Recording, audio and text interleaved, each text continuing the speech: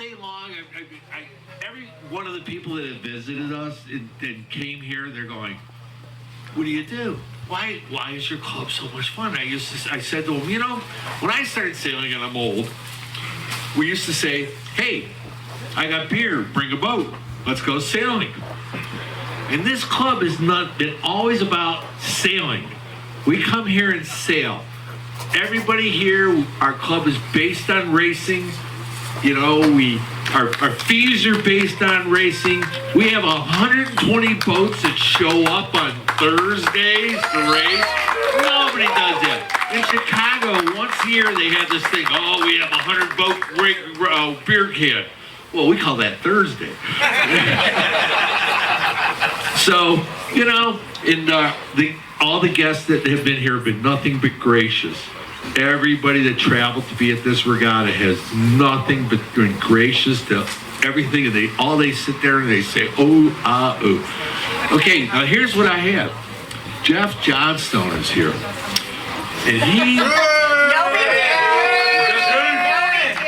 he has something to say about our club. Let's hear. And so I'll get away from the mic now. Keep going, you're doing great. We love you, man. We love you. I think Bernie ought to go on the road. That's a great show.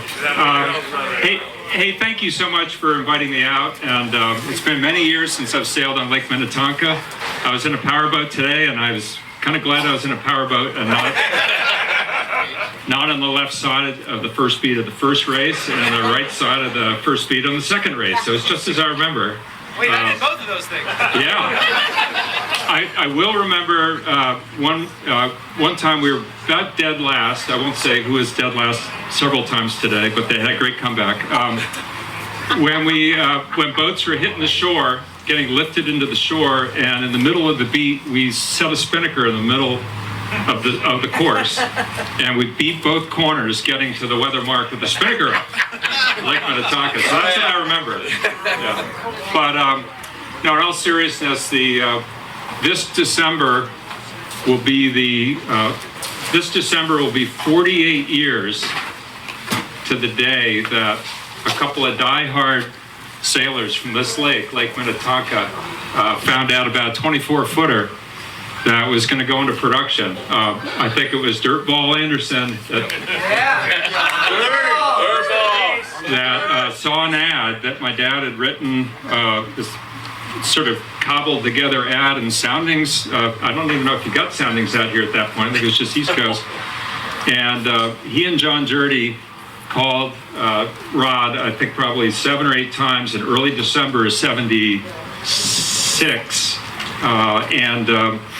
And we're asking about the boat.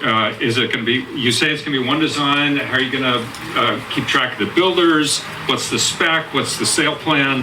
I mean, they were all over they're just grilling him with questions.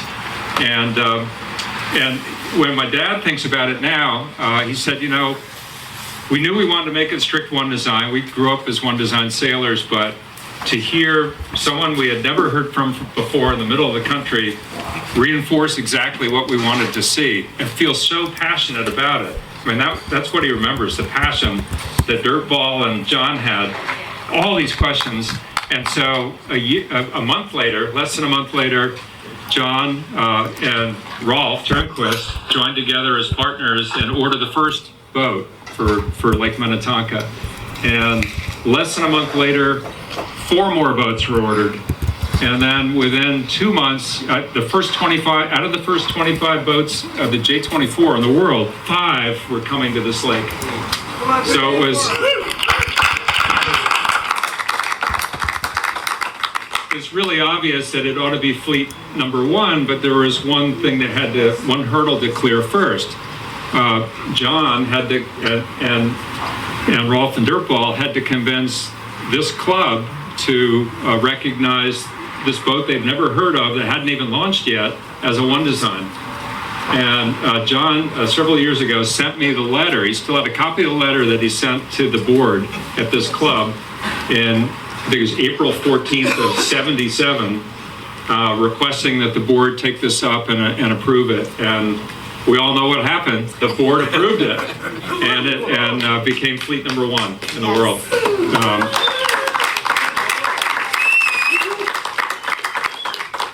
So Rolf and John, and their first boat was 007, which is Oz, a very famous boat name and boat in J24 History. And I first saw the boat in '78. You guys brought it all the way out to Newport, did the first North American, 64 boats. And Dirtball was with the three of you, and you had other crew. And you guys took that boat everywhere. You were the ambassadors of the Midwest, I want to say. And I think, and when I think of John and I think of the program, you guys brought with you sort of a culture of having fun all the time, but really loving competitive racing and then fun ashore. And that was sort of a tone that was set early in the J24 class. And yacht clubs didn't, clubs that were hosting the early J24 events, for those of you who were there, they had no idea what to do with the fleet. Because just like, well, the committee today was brilliant. It looks like, okay, big left shift, first start, postponement. Back in the old day, no. They would have just let you go. And everyone would have had to start on port. But back then, they didn't know how to deal with, clubs didn't know how to deal with general recalls. They didn't know how to deal with all the crews sleeping on their boats at night, as we did in 78, 77, 79. Dinty Moore Beef Stew was a bestseller when I was growing up. And then they didn't know how to deal with the fact that they actually had to shut down the kegs, because the J24 sailors were going to stay there until the liquor was gone and the kegs ran dry. So there was a certain culture, but it was sail hard, party hard, and you guys were a huge part of that early on.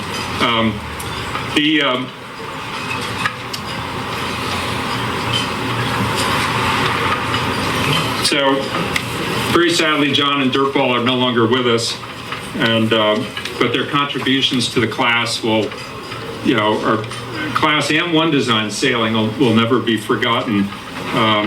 My dad shared with me, he hoped he would be here, but he shared with me an early story about John. After that first 77 season, you had a handful of boats here, and John really wanted to ramp it up, and let's double the fleet. And so he invited Rod to fly out to Minneapolis. John would set up the party, and this was going to be late January of '78. So this was just a year later, within a year of the fleet forming. We had just had the first Key West Midwinters with 20 boats, which is the well-known event that really launched the class.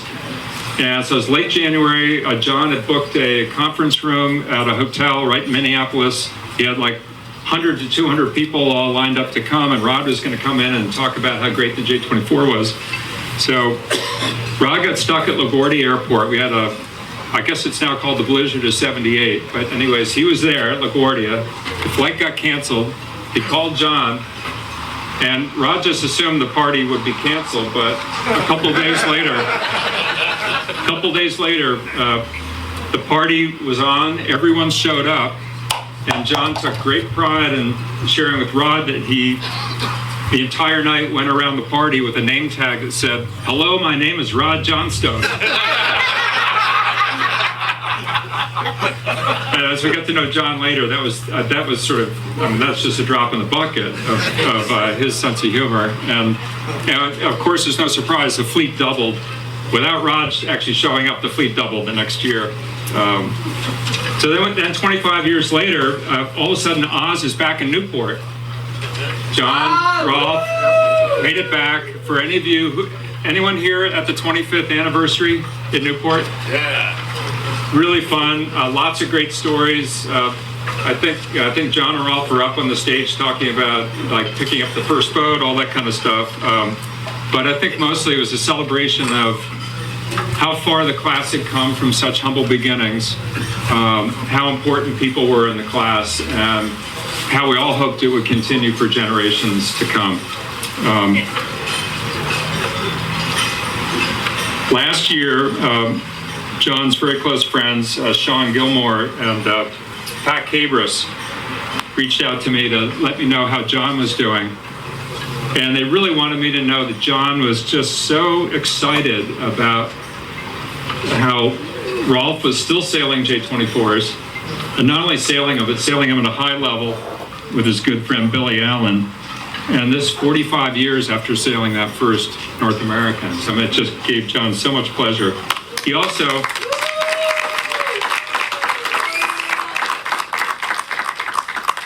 I actually had a chance to talk to John last year as well, but before the call, and he was what he was most excited about, I think, was what was happening at the club and what the impact that the J24 fleet coming in, the club approving the 24 fleet coming in, kind of adopting that one design culture, and how that's proliferated over the years. And now when you look all across here, I arrived right as all the boats were hitting from Thursday night.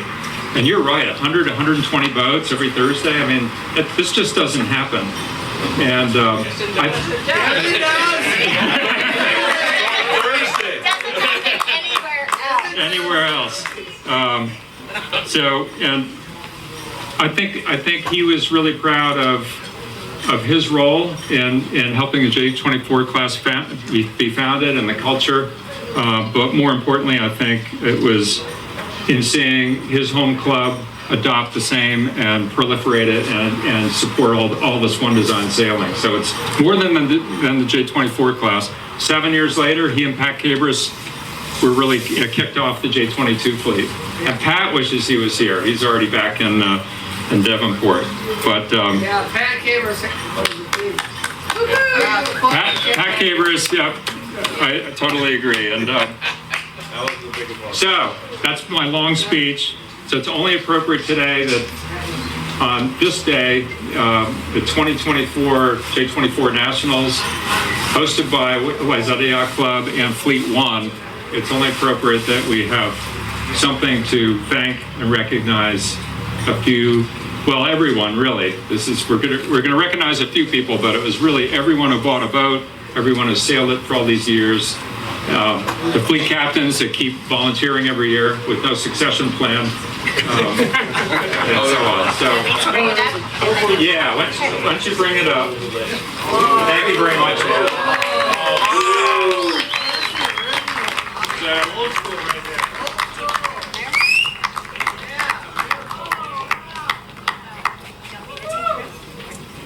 So this is J24 Lifetime Achievement Award in honor of J24 Fleet Number 1 founders, Dale Dirtball Anderson, as you all know him, John Gjerde, Rolf Turnquist, and Wayzata Yacht Club, for their unwavering support, enthusiasm, and lifelong dedication to the J24 class and one design sailing. Yeah!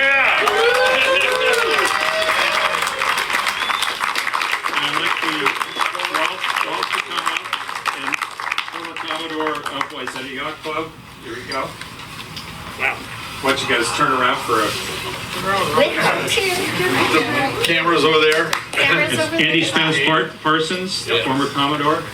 Rolf, turn it a little bit. Oh, you're almost there. There we go. That's the way the whole day went. Yeah. That's a header. Huge shift Can we get together over here a little bit? Sure. Let's hear it for JJ and Rolf and everybody.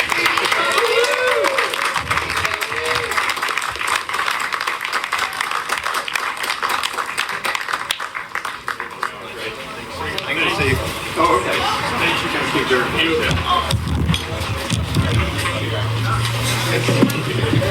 Okay, well, I'd like to just say a couple words. Can you hear me?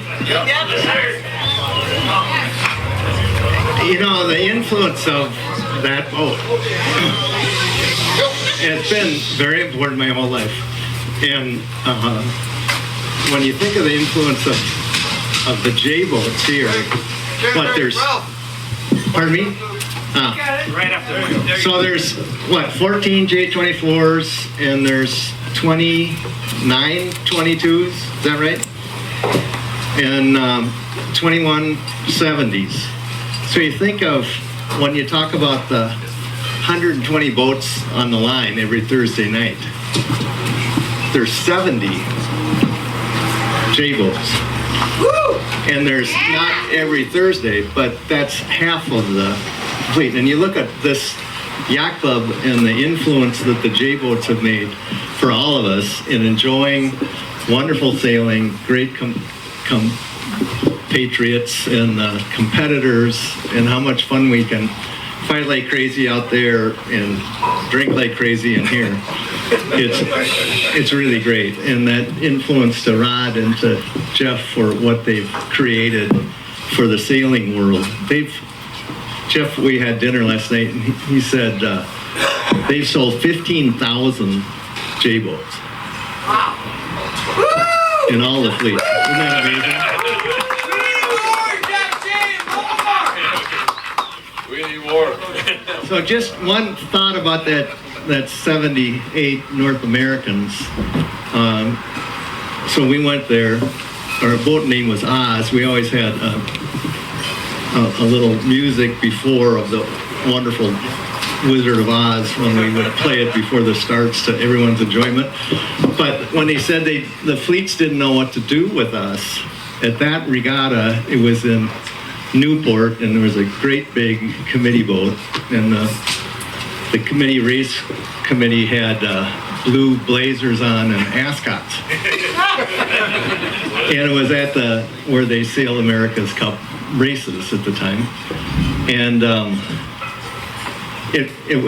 Newport's not the easiest place to sail. And there were, I think, 68 boats. So they weren't quite used to the aggressive sailors of little boats. And we had 10 recalls. After which, they picked up their anchor and abandoned us.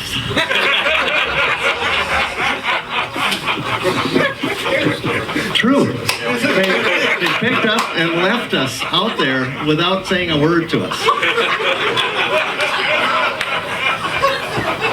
Just one of the many stories. So it's with John's passing, who was, Dirt and John were great sailors, great people, wonderful buddies, and John was one of my absolute best friends.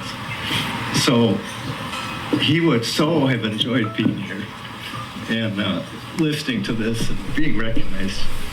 So thank you so much.